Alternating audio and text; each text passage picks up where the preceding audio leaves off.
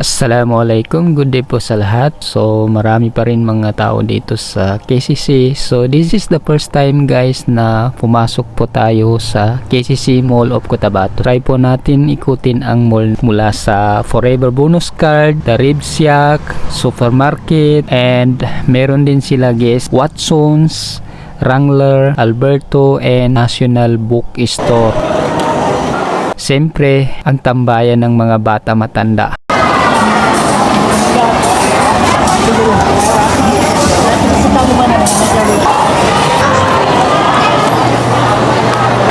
At ang token ticket ko po ay binigay ko na lang sa mga bata.